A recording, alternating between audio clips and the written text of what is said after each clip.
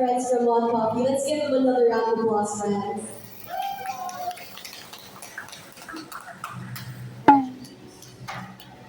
So, isa po sa mga base recipe ng latte art or latte is yung espresso. So, we use egg oats milk and then kung bakit naman po rin yan, mukha kong may nakain ng iba.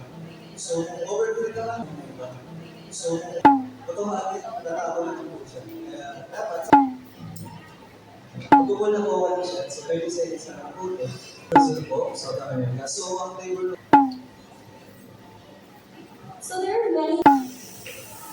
so, dapat wala ka din po yung steam yan para nakikita po yung batas. Kaya nilagay ko muna sa simula, and then kukunin na sa bahay, hindi na ako natin ang ligat.